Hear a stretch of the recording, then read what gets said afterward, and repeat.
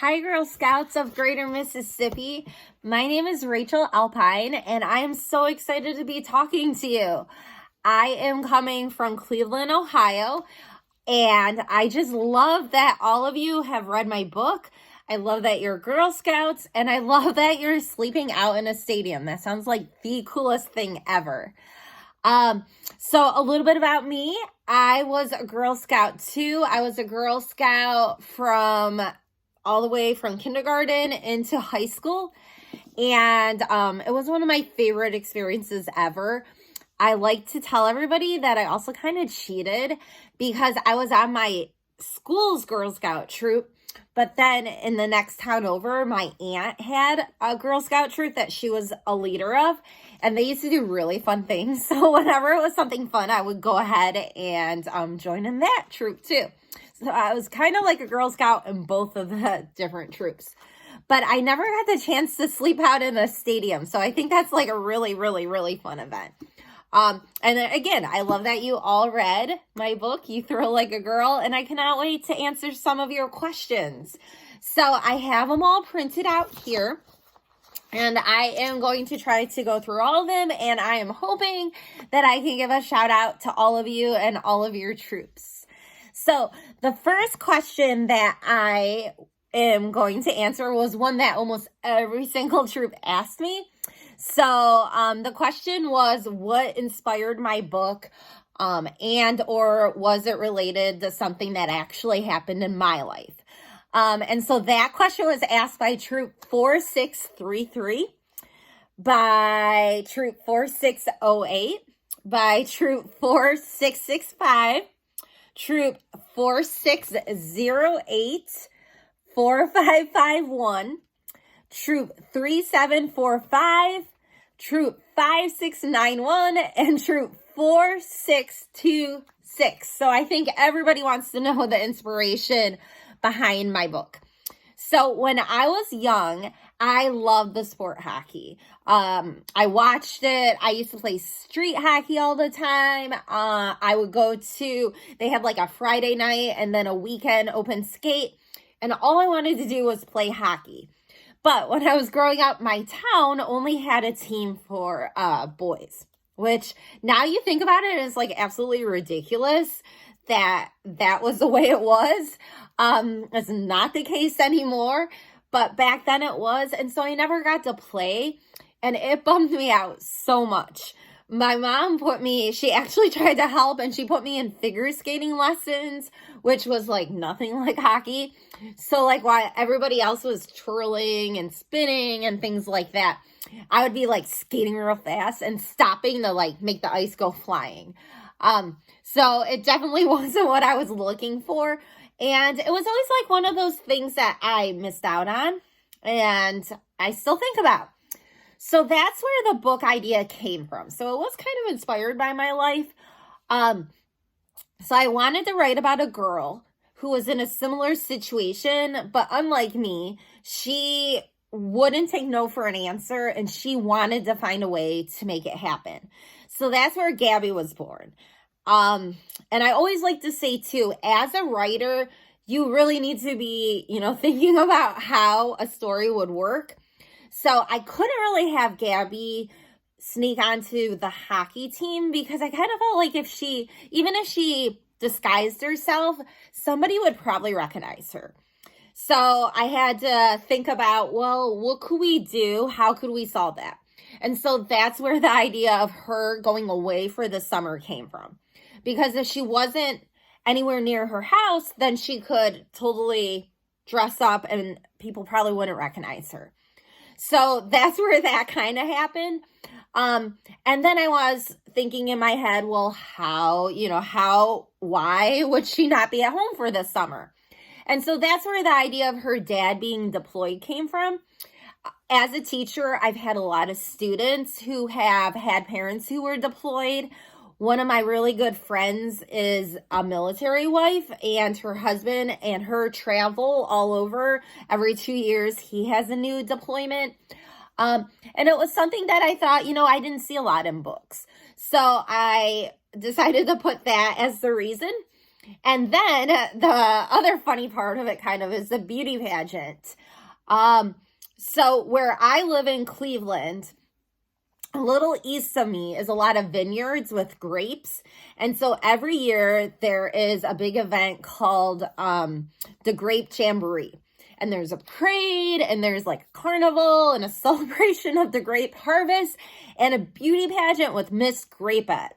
And all my students are always talking about it. A lot of them are in the Miss Grapette pageant.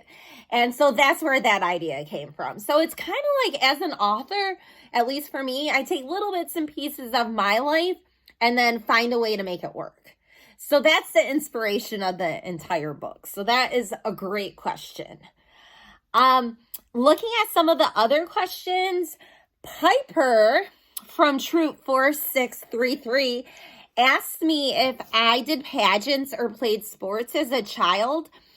And I will say that I didn't do pageants. I don't think I would have like the guts to do it. I think anybody that, is brave enough to put themselves out there in front of everyone is awesome. I was a lot more quiet when I was young, and I always wonder, like, what if I did do it, what my talent would be. I don't really know. So I didn't do that, but I did play softball all the way through until high school. And I always say I wasn't really good at it at all, but I just had a whole lot of fun with it. And I really loved playing. I would play on my school team, and then I would play summer ball too. And I was catcher. And in Cleveland, and probably even more so in Mississippi, catcher is like the worst position in the summer because you have to wear so much protective equipment. So anytime I think about playing softball, I think about how hot it was. But I grew up as a huge Major League Baseball fan. I'm in a suburb of Cleveland, 10 minutes outside the city. So when I was growing up, it was only $4 for a bleacher seat, which is insane now to think about. But my family, we would get on the rapid system and ride it downtown. We would probably go and watch a Cleveland Guardians game a couple times a month. Like, I literally grew up spending time sitting in the ballpark, like, a lot. So I'm still a baseball fan, still listen to it on the radio every night, try to get to games when I can.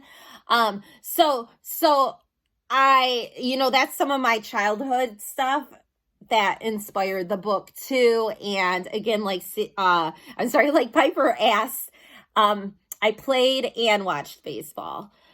Another question that was asked by, let me see. Oh, I know this one. A question that was asked by Troop 4608.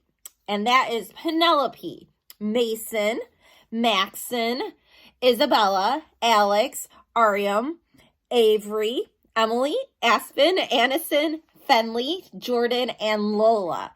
They wanted to know what my favorite book was that I ever wrote. So I have right now 11 books that I've written. So 2 of them are for teenagers, 5 of them are for like early reader chapter books, and then the rest are for your age. And whenever I do a school visit or a Zoom and I get this question, I like to ask how many people have siblings. And then I like to say, how many of you have parents who are like, well, you're my favorite sibling. You're my favorite daughter. You're my favorite daughter. It's hard, right? It doesn't happen because that doesn't happen. I have 2 boys and I don't have a favorite. I love them both. I love them in different ways and for different reasons. And so that's what I always say about my books. Like in You Thrill Like a Girl, I love the book because Gabby's like who I wish I could have been. So I always think about that when I think about this book. I have a chapter book series called the Invincible Girls Club. And I have 5 of those. So I spent a lot of time with those girls. But one of my favorite things about the book is that each of the books at the end feature profiles about 10 real life invincible girls. And I love that I was able to like research and learn about all these incredible women in the world. one of my favorite books, and it just came back out last week with a brand new cover, which is really neat. My publishers decided to give it basically a new look, and it's back in the bookstores, but it's called Operation Pucker Up. And that's the one probably closest to my life. It's about a girl who gets cast in Snow White and then realizes she has to get kissed by the prince. And she's never been kissed, and she doesn't want to have her first kiss on stage. So her friends launch this whole plan to get her first kiss before she has to do it in front of an audience. And I always say it's kind of like a book about kissing where not much happens. Instead, like very embarrassing, funny things happen. And I did theater when I was growing up. And it's based off of one of my experiences where I was in a similar situation.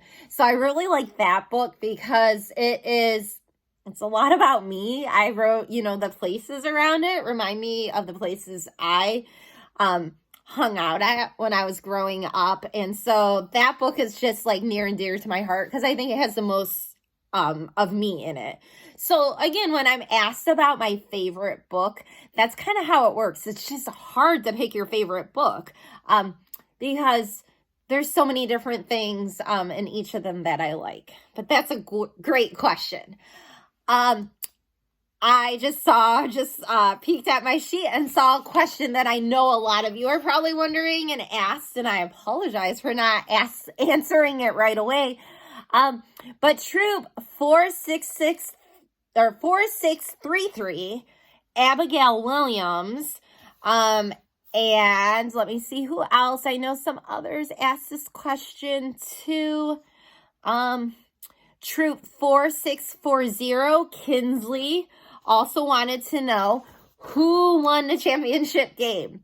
So whenever I write a book, I like happy endings, and I want happy endings to happen in my books. I want readers to close the book and feel happy. So if we had one more chapter of You Throw Like a Girl, I can 100% say it would be Gabby's team celebrating the championship win because I picture the totally winning. Gabby is awesome. She strikes a bunch of people out. The team plays great and they win the championship. So that is definitely how I would picture the ending of the book. Other questions. Let me see.